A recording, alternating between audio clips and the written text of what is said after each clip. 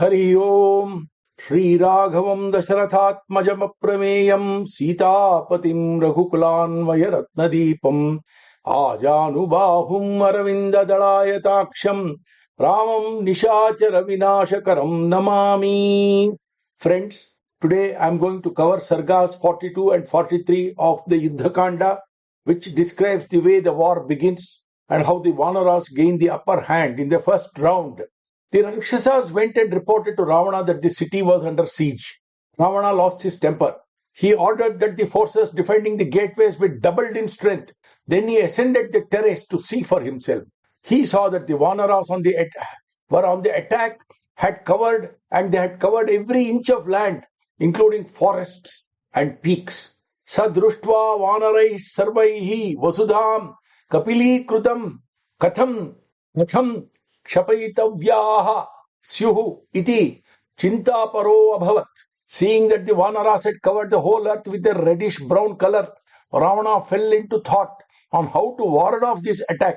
After a long chain of thought, he again looked at Sri Rama in the distance and his army on the attack. In the meanwhile, Valmiki shifts the camera to Sri Rama himself. Raghava saha sainyena mudito nama pupluve. He was very happy that the army was ready to fight. But suddenly, Jagama Sahasam Sita, his mind went to Sita.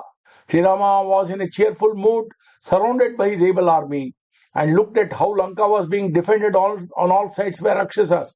But then again, his mind went to Sita, how she was imprisoned and was being tormented constantly. His grief was immense. It took some effort on his part to pull himself together with great determination. From Agna Padramo Vanaran Vishatam Vadhe, Sri Rama gave the order to the Vanaras to attack at once and destroy the enemy. The Vanaras filled the skies with their ear-splitting cries and attacked.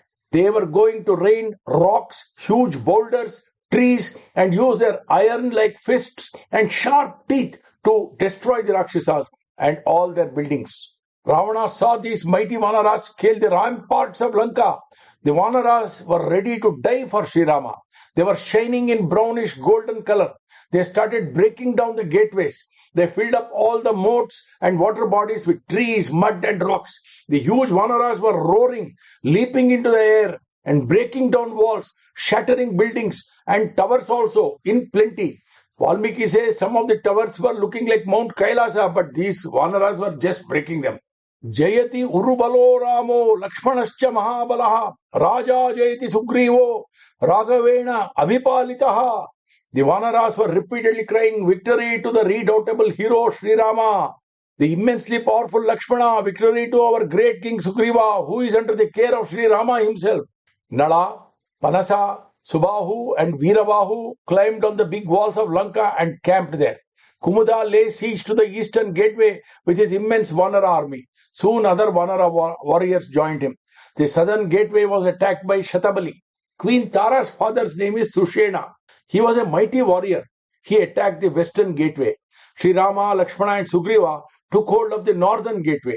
Dhumra, the fantastic warrior with his millions strong bear army, stood on Sri Rama's side. Vibhishana was wearing his armor and holding his gada and stood with his lieutenants on Sri Rama's flank. Gaja, Gavaksha, Sharabha and Gandhamadana were giving cover to all the Vanaras, moving around swiftly. An enraged Ravana ordered the Rakshasas to respond. They roared and beat their war drums. Millions of conches were blown. The dark-colored Rakshasas, wearing gold ornaments and blowing white conches, looked like clouds behind the flight of cranes. As the Rakshasas descended into battle, the Vanaras' roars grew louder. Valmiki says that soon the medley of noises of chariots, elephants, horses, and the cries of the warriors filled the sky, ocean, and land like never before. Rakshasas met Vanaras with deadly weapons and started hitting them. The Vanaras were targeting them with huge rocks and trees and catching them and hurting them with their fierce teeth. Cries of victory to Sugriva, on the other hand, victory to Ravana, rent the air. The Rakshasas climbed the walls and aimed hard at the Vanaras on the ground and hurt them. The Vanaras leapt into the sky in return and hit the Rakshasas from above and would crush them with their arms. Soon the earth was full of flesh and blood. In Sarga 43, it continues. Both sides were highly provoked. Mighty Rakshasas wearing glittering ornaments, carrying shining deadly weapons, mounted on horses, elephants, and chariots were on the attack, crying victory to Ravana. Undeterred, the Vanaras counter-attacked them, taking the name of Sri Rama. Then the battle descended into a one-on-one fight.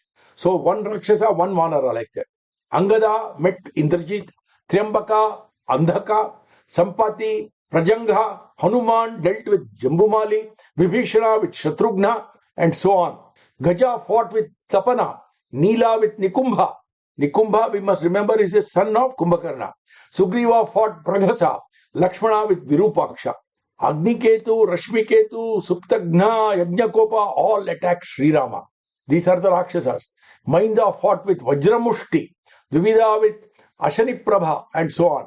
The redoubtable Rakshasa Pratapana fought with Nala, who had incredible speed. The Vanara warrior Sushena encountered Vidyunmali. This way, there were many matchups and there was fierce fighting going on. Valmiki gives such a beautiful description. It's a linear description because it is a text, it's a kavya. It is not a cinema camera with multiple cameras and zoom and angles and visual effects. But the way he describes it, we can imagine the action beautifully. There was a river of blood. Corpses were floating down that river. The fallen hairs of the dead were looking like algae. Indrajit struck Angada hard with his mace. But Angada caught hold of that mace in an instant and using it destroyed Indrajit's chariot, horses and his charioteer also. Prajanga struck Sampati with 3 arrows. Sampati responded with an Ashwakarna tree and killed him instantly. Jambumali on his chariot struck Hanuman with a weapon called Ratha Shakti on his breast. Hanuman leaped up and with just a blow with his palm killed that Rakshasa. Pratapana roared terrifyingly as he attacked and injured Nala with sharp arrows. Nala struck him so hard that Pratapana died with his eyes popping out. Praghasa was causing many casualties among Vanaras. Seeing this, Sugriva picked up a huge tree called Saptaparna and smashed Praghasa to death. Lakshmana shot many deadly arrows that incapacitated Virupaksha. Then, with a final arrow, he killed him. The 4 Rakshasas who had come to attack Sri Rama surrounded him and hurt him with their arrows. Sri Rama was enraged and picked up arrows that shot flames and decapitated all 4 of them in one shot. Mainda's one blow destroyed Vajramushti and his chariot and horses. Neela, who was charcoal black in color, faced arrows from Nikumbha and shot 100 arrows at him with great success and roared in laughter. Nikumbha thought he was winning. Neela decided to end the fight. He plucked one of the giant wheels of Nikumbha's chariot only and used it like Vishnu's chakra and killed Nukumbha and his charioteer in one stroke. Dvivida threw a giant mountain-like boulder at the Rakshasa Ashaniprabha to the astonishment of the Rakshasa army. But Ashaniprabha survived and shot diamantine arrows that pierced Dvivida. Dvivida's body was studded with arrows and bleeding a lot. Dvivida was enraged.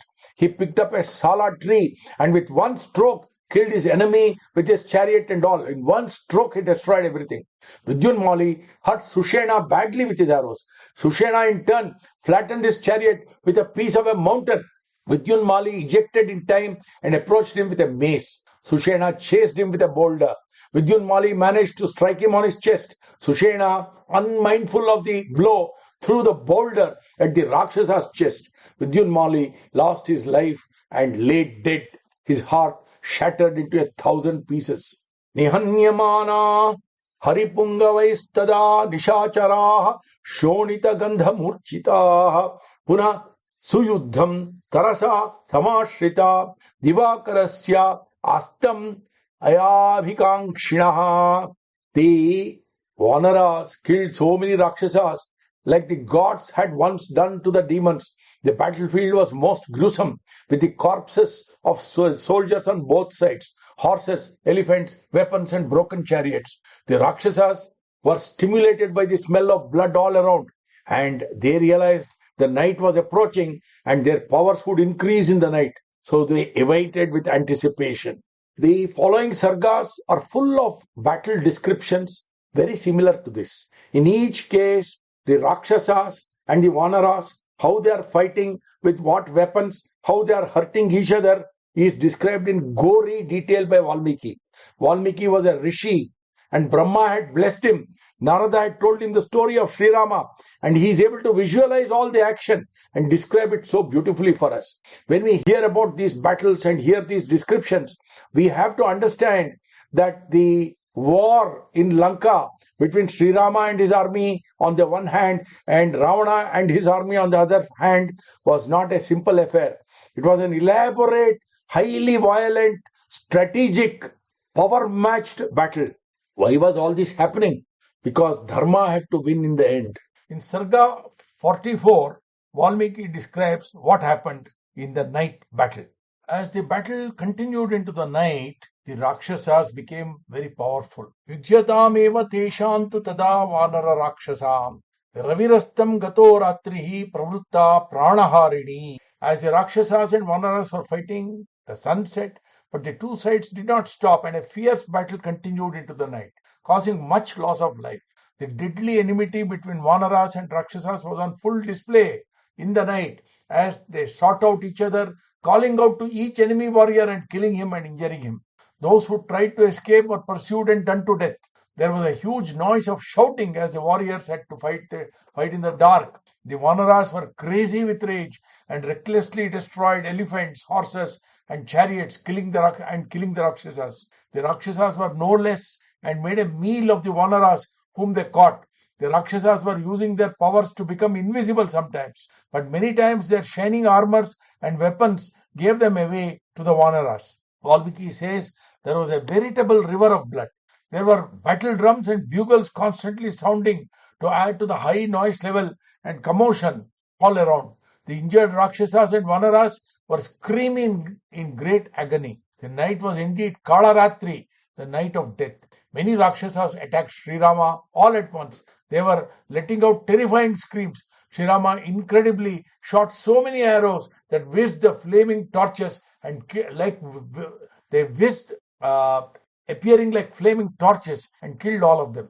Then some mighty Rakshasa warriors, Durdharsha, Veera, Yajnashatru, Mahaparshva, Mahodara, Mahakaya, Vajradamshtra, Shuka, and Sarana all simultaneously attacked Sri Rama. But the flurry of Sri Rama's arrows hurt them in all their most vital organs so badly that they all had to run away. Valmiki becomes poetic when he says, Dishas Chakara Vimalaha, Pradishascha Maharathaha. Sri Rama cleansed the air because all the enemies were fleeing as he was shooting the arrows and many were getting killed by his fearsome valor, and he rid the 10 directions of all enemies with his flaming arrows. The Rakshasas who came to attack him died like moths in a flame.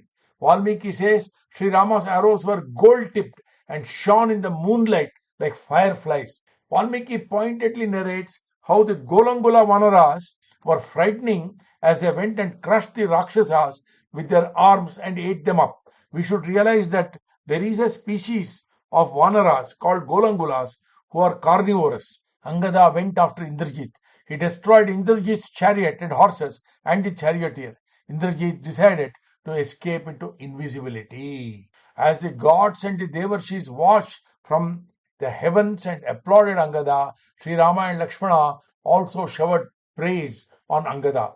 After all creation was aware of Indrajit's incomparable strengths. Angada's achievement was therefore even more praiseworthy. But something was going to happen now.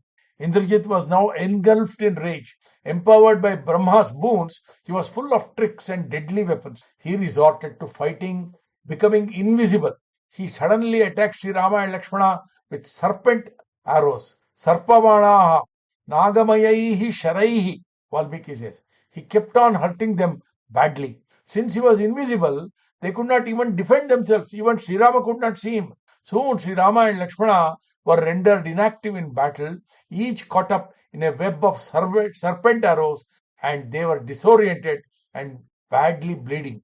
This condition of Nagapasha was dangerous and deadly. Indrajit had resorted to this as his last resort. The story continues in the next sarga. We will see it tomorrow. Sri Rama Jayam.